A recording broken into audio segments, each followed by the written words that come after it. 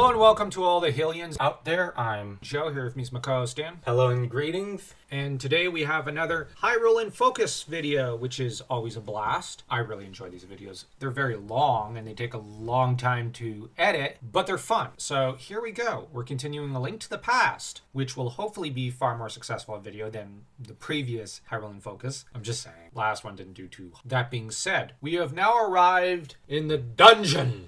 Dun dun dun! Link rescues Zelda, who basically goes, "Oh, Link." Zelda reveals to Link she knows the castle has been overtaken by Aghanim, a powerful sorcerer. The said sorcerer has immensely strong magical powers and that he's mind controlling all the guards. Thus we find out that the guards are pretty weak-willed fools because, Star Wars explained it pretty well that the Force can wield powerful influence over the weak-minded. That aside, she reveals that she's very worried for her dad, whom we, the audience, know has already been killed, which is pretty sad because her dad apparently was a good king, but Aghanim doesn't like good kings. Zelda ends up saying, "I know a secret passage, but first we have to get to the first floor," which we got to bear in mind the first floor is infested with guards, so that's a risky proposition. What is more is that Zelda shows very little fear in charging forward into danger. On the other hand, I think she is afraid from what I've seen of some of the art, but I think it's a matter that for it, she has to take the leap of faith. Otherwise, she will die and the kingdom is doomed. She has an obligation. Right from the start, we find out she's a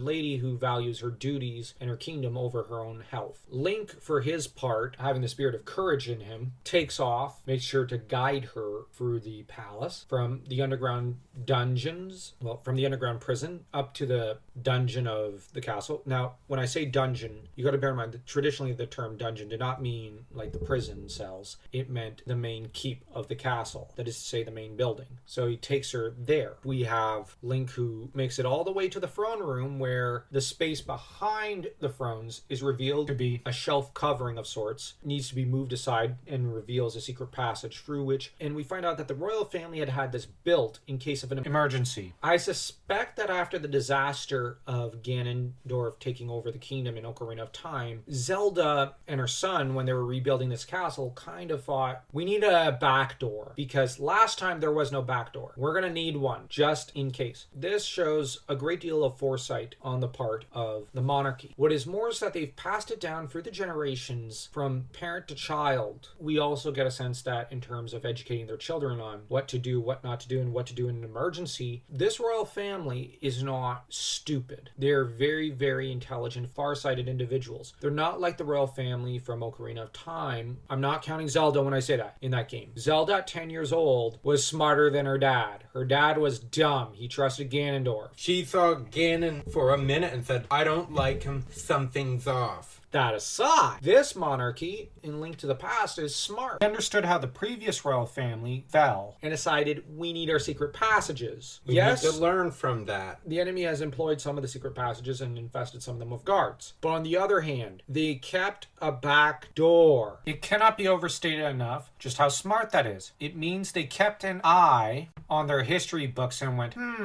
this kind of bit us in the rear the last time. Let's not make the same mistake next time. But we're not going to make the same ones. To be honest, it doesn't seem like this Zelda or her father really made almost any mistakes this time around. The king was not expecting a sorcerer to just march into the palace, kill him, and take control of all the guards, and imprison his daughter and the 7 maidens. To be quite honest, I don't really blame him for making that mistake. It seems to me like, who could have predicted some guy would just march into the palace and just start killing people? That said, Link slips behind the castle walls through a secret passage, and now he's escaping from the castle for another secret passage. This place has so many secret passages, it ain't even funny. And yet, it's interesting how the royal family seems very concerned for their own safety. Looking at their history, it seems like they're always the main target by Ganon. And I think they realized it and said, okay, we're not falling for the same dirty tricks a second time. Fool me once, shame on you. Fool me twice, shame on me. That said, the very fact that the princess knows the secret passages is pretty cool, because it means they're passing it down to their children before their children even succeed to the throne. Zelda does not have the physical might to reveal the passage herself, so relies on Link to do the muscle work. Once they get down into the tunnels, though, they discover that the place is infested with bugs, bats, and snakes. And also, real quick, the snake assets are later to be reused in Earthbound bound, I noticed. So they're being attacked also by Gigas. This is no ordinary threat. If they'll need Ness to come to the rescue. Ness and his friends. But that said, cuts his way through the secret passages to get Zelda out. In the hero's journey, the hero has to tread into great dark hole of sorts, eventually, after the encounter of the goddess. With Zelda being the reincarnation of Hylia, you have the dark tunnels. It's pretty clear, looking at this from the hero's journey point of view. Yeah, it's following the hero's journey to the letter. The secret passage is just plain annoying, because the enemies just keep coming at you. Upon arrival in the cathedral, Link finds out that, well, for one thing, the castle was linked there through secret passage, which is pretty crafty on the part of the royal family. Sorry if I keep heaping praise on that. I just think the secret passage to the church, which is pretty far away from the castle, is a pretty clever and smart thing to do. The church can easily give them supplies so that they could flee elsewhere And try to rally the kingdom. Trouble is, Zelda's not really in a position to do that, so it falls on Link.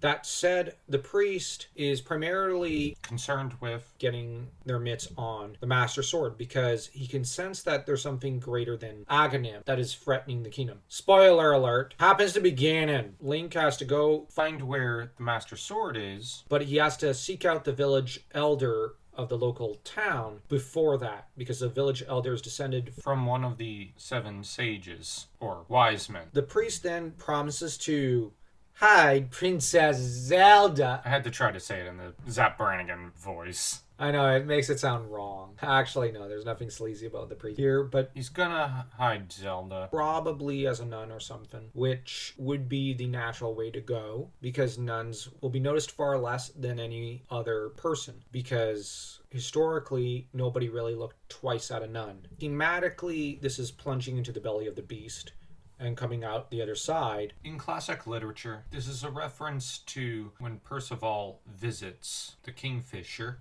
castle, catches sight of the Holy Grail from a distance. On the other hand, it can easily be taken as commentary on baptism to an extent. You are treading into darkness, and then you come out of the darkness and into a place of great light, whereupon you are received by the faithful, or in medieval terms, in knighting ceremonies, and sent off on a knightly quest. In Norse mythology, one could look at the story when Othin turns into a worm and proceeds through a hole and into the chamber of the giantess guarding the mead of poetry. It must never be forgotten that Zelda derives a lot of inspiration not only from Asian religions like Buddhism and Shintoism, but also from medieval literature from the West. Of Hyrule thing, we have to bear in mind, Zelda itself is forged in a crucible of Shinto Buddhist art, because those are the religions of Japan, and thus the mode through which they think. The notion of the Christian knight is something that remains fairly consistent throughout Zelda. Zelda is a series that's truly East meets West in a lot of ways. You have, in this case, a knight being knighted and sent off in the same way that one might have seen Gawain sent off on a quest, because Link archetypally is pretty much the same type of figure as Gawain or Percival. He is the warrior archetype, and more than that, the heroic knight who serves the Lady Fair and is sworn to the ideals of chivalry. And against him are arrayed the forces of evil and darkness, who serve Ganon. The knightly duties is very important traditionally in the Zelda series. And we get in of arrival into the cathedral a bit of a confirmation of the 3 great vows of knighthood that I've seen on some websites and in some literature. You have an oath to a lady, protect orphans and ladies, and serve them. You have an oath to God, that is to say, the cathedral there, that's God's home on earth, so to speak, at least in traditional thought. And you have the oath to the monarchy, your king, or in this case, the princess, since there is no king, / the kingdom. Now that I think about it, so these 3.5 vows are all combined into this one scene where Link has to swear to go save the kingdom, and the only way to do that is to go fetch the Master Sword. In traditional Japanese thought, the sword was his soul to an extent. The katana, and before that the bow and arrows of a samurai, were sacred to the bushi, just as the sword and the lance were for the knight in Western Europe, along with his steed. Thus, on the Japanese side of things, he has to go fetch the sword that is his soul, but on the Western side of things, this is essentially Excalibur. So he has to prove himself the true hero of Hyrule by seeking out information and knowledge about the Master Sword ere he could pull it out from the stone into which it has been shoved into. Thus, he is to follow in the footsteps of King Arthur. So if you enjoyed this video, don't forget to smash that like and that subscribe button as though you were Link taking down Ganon.